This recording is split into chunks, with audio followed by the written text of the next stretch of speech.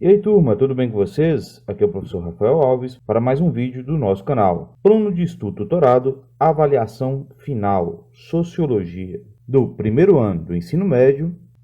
Segue aqui agora as atividades do PET Final, Avaliação de Sociologia, do primeiro ano. Então, temos aí a nossa primeira pergunta. Cultura é um conceito polissêmico, por possuir vários significados. No PET 2, vimos alguns desses significados, tais como cultura alma coletiva, cultura mercadoria, cultura erudita, cultura popular. Então, nós temos aqui 3 textos, peço para vocês que leiam atenciosamente, e agora vamos então para a pergunta dessa questão. Agora, assinale abaixo a opção que apresente a ordem correta onde os diferentes conceitos de cultura aparecem. Então, precisa aí compreender o que é cada cultura e questão apresentado para poder responder essa questão. É uma questão simples, mas tem que ter atenção para responder. Quando a gente fala aqui, por exemplo, de cultura alma coletiva, nós estamos falando de uma cultura que parte de algo que está estabelecido na sociedade diante padrões e regras que cada comunidade segue em questão. Então, essa alma coletiva está aí muito associada a isso. Já, por exemplo, a cultura popular marca principalmente a cultura oriunda dos povos, comunidades tradicionais, oriunda da população mais simples da sociedade, das comunidades periféricas, do povo sertanejo, por exemplo. São culturas populares, exemplos aqui de culturas populares. São culturas que são manifestadas principalmente por grupos que sofrem na história opressões sociais, que são grupos que são colocados como minorias sociais. São grupos ali que não têm tanto poder na sociedade, mas que se manifestam, têm sua arte, têm sua música, têm sua culinária, têm suas manifestações culturais a partir das suas tradições, hábitos culturais, e que nós, em modo geral, estamos mais enraizados, mais ligados à cultura popular, de uma certa forma. E também temos aqui a questão da cultura erudita, que está delimitado principalmente a grupos mais elitistas, que estão ali menos acessíveis a toda a população. Então, são culturas colocadas como grupos de poder, grupos de privilégios sociais, para a gente analisarmos aqui do modo geral. E também falarmos aqui da cultura mercadoria, que ela é caracterizada principalmente na sociedade capitalista, onde nós temos uma questão temos a cultura como algo que é transformado em um produto, né? Dentro da ideia capitalista, esse produto ele chega à população a partir de um consumo, né? Uma transformação do que antes era algo cultural, talvez, em questão, em apenas uma mercadoria de consumo. Então, é algo para a gente analisar aqui também. Então, a partir dessa leitura, faça essa interpretação dentro dos 3 textos e vocês vão chegar facilmente, então, à resposta dessa primeira atividade. Segunda atividade, leia o texto a seguir. Então, vamos fazer essa leitura, né? Faça aí essa leitura dos 2 textos. Nós temos aí um texto que a gente vai refletir sobre a questão do genocídio da juventude negra. Outro, nós temos aí uma manifestação, inclusive, sobre essa questão da violência da juventude negra. E aí vamos, então, para a pergunta que segue. Com base nos textos 1 e 2, podemos afirmar que o contexto social que envolve o genocídio da juventude negra no Brasil trata-se de uma... Então, nesse ponto, gente, vamos refletir aqui o que faz o Brasil ter grandes índices de morte de jovens negros da periferia. Essa população de pretos e pardos, né? Principalmente entre a faixa etária de 15 a 29 anos. O que faz nós termos um alto índice de violência e assassinato desses jovens, ao ponto de ser considerado um genocídio.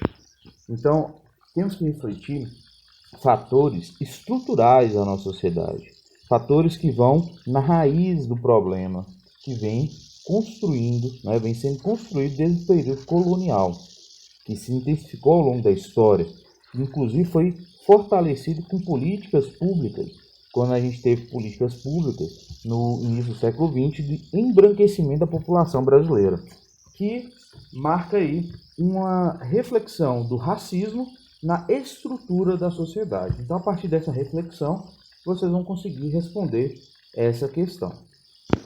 Questão 3. Leia os textos a seguir. Então, nós temos o primeiro texto, uma charge de Laerte, de 2020, então bem atual, bem recente para a gente fazer uma leitura interessante sobre o tema família. Nós temos aí o texto 2, de Fonseca, onde temos uma reflexão também do conceito de família, a partir inclusive aí de algumas citações, né, como Luiz Fernando Duarte, um antropólogo aí brasileiro, sobre esse conceito de família. Texto 3 traz também alguns dados bem interessantes aí a partir do IBGE, do Censo Demográfico, onde vocês vão ter uma reflexão também sobre a questão da família na sociedade brasileira atual. E aí vamos lá para a nossa pergunta. Observe a crítica apresentada no texto 1, em seguida analise as informações apresentadas no texto 2 e 3 para responder à questão apresentada abaixo. A definição de família nuclear, formada exclusivamente por um casal heterossexual convivendo no mesmo espaço, corresponde à realidade das famílias brasileiras? Justifique sua resposta. Então, gente, faça essa leitura bem crítica da nossa realidade. Nós temos uma sociedade de uma diversidade, não só cultural, não só social, política, econômica que seja, mas nós temos aí uma diversidade também numa das bases da sociedade, que é a família. A família brasileira, ela é uma proporção de diversidades, onde você tem, sim, a característica dessa família nuclear constituída por um casal heterossexual, pai, mãe e os filhos, mas ela tem uma diversidade da família monoparental. Nós temos a diversidade a partir também da família homoafetiva, que hoje é reconhecida pelo Estado, e a gente tem que estar aqui também afirmando isso todo momento, né, esse direito conquistado. Temos que refletir a questão das diversidades das famílias a partir também da forma que ela é constituída, porque a família não está ligada a uma questão consanguínea apenas, ela envolve a questão afetiva em primeiro lugar.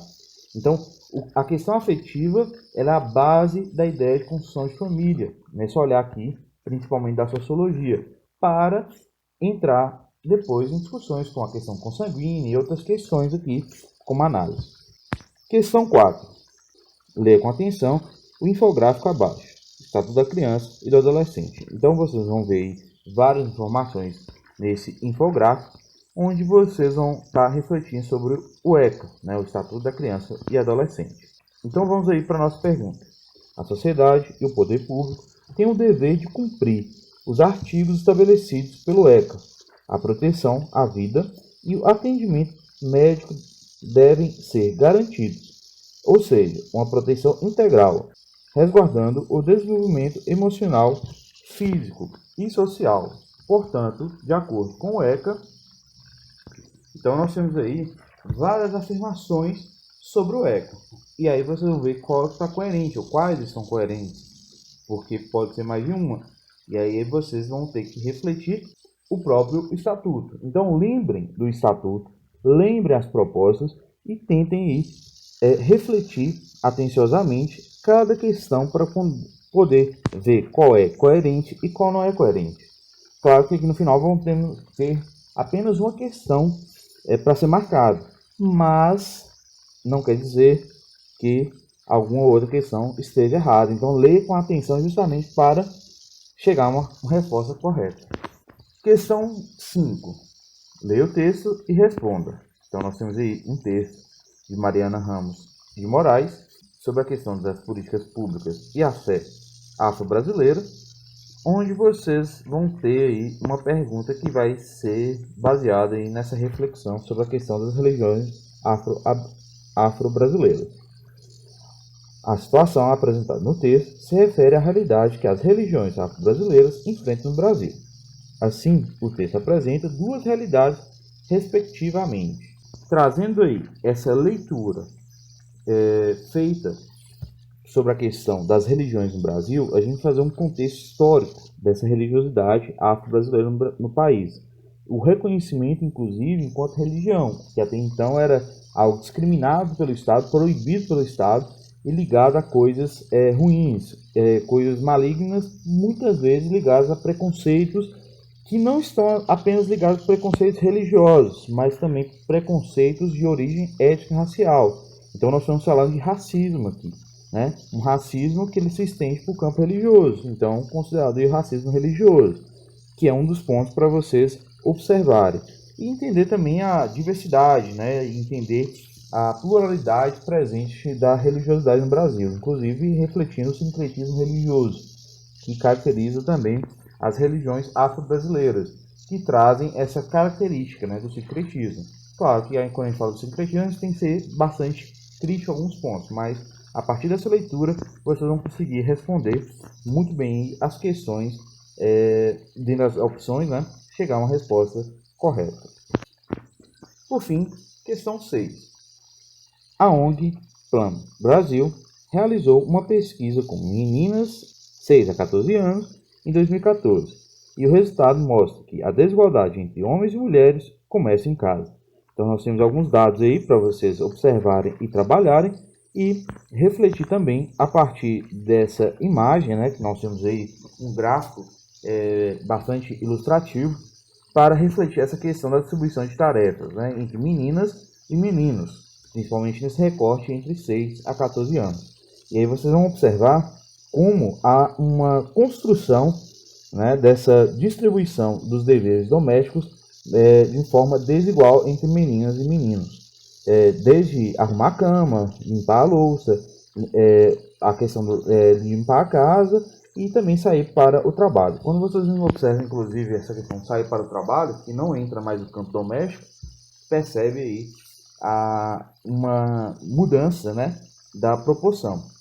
Enquanto vocês vão ter situações de trabalhos domésticos majoritariamente aqui exercido por meninas, né, muito grande o índice, inclusive, aqui de meninas entre 6 a 14 anos que exercem esse tipo de atividade, comparado principalmente aos meninos, vocês vão observar que nessa questão de sair de casa para trabalhar, já para ajudar em casa, sustentar a casa, né, ou até mesmo para ter um autossustento pelo menos, né, começar a ter uma rendinha, ter uma saída de um dinheiro próprio, o número de meninos é bem inferior a meninos. Então isso aí inverte e é algo para a gente observar essa desigualdade entre homens e mulheres nas relações do espaço doméstico e no espaço fora da casa, né, nos trabalhos fora de casa.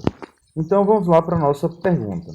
A partir das informações apresentadas e nos seus conhecimentos sobre o tema, explique por que muitas mulheres, desde pequenas, desenvolvem as tarefas domésticas dentro do lar com mais frequência. Então a gente vai ter aqui várias reflexões para ser trabalhadas. Vocês podem inclusive trazer a própria experiência, as próprias relações que vocês têm no ambiente da casa, trazendo essa percepção entre, se caso, né, tiver aí um irmão ou irmã, né, gêneros opostos, ver se tem essa diferença nas relações, observando também o pai, a mãe, observando a avó, o avô, né, os membros aí presentes na casa, homens e mulheres, para ver se há essa diferença também nessas atividades domésticas e nas atividades também fora do espaço da casa. Então, reflita aqui a questão construída a partir da relação familiar, mas também os fatores da sociedade nessa construção da ideia, né, do espaço doméstico, que está mais destinado para as mulheres que para os homens, e também das atividades fora de casa estão mais associadas para os homens do que as mulheres. Será que isso é algo construído de uma forma natural ou foi algo construído de uma forma social?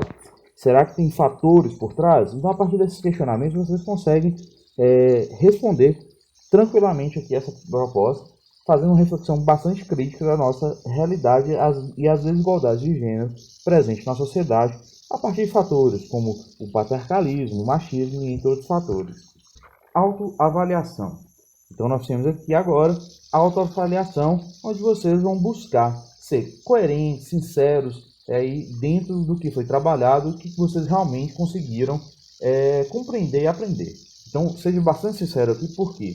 Porque a partir desses dados a gente vai poder trabalhar e pensar melhor, né, formas aí futuras para serem atingidas aí para corrigir essa falha que o estudo remoto também trouxe, infelizmente, né? Ninguém estava preparado para essa realidade e fomos adaptando, fomos, né, tentando ali o máximo dar o melhor, mas nem sempre conseguindo atingir números significativos. Então aí a pergunta básica é o que vocês aprenderam em sociologia. Vocês vão ter algumas afirmativas e vocês vão colocar aí se sim, em parte ou não. Então busquem ser bastante coerentes e sinceros aqui para a gente poder ter uma coleta de informações e dados para ser trabalhados em outros momentos, né, para que a gente possa corrigir erros e tentar estar melhorando nosso trabalho. Pessoal, é isso em relação ao nosso plano de estudo tutorado, avaliação final. Peço vocês que sigam e assistam os vídeos aí no nosso canal. E muito obrigado aí pela participação e contribuição dentro da nossa proposta do nosso plano de estudo doutorado de Sociologia. Desde já, muito obrigado e até a próxima.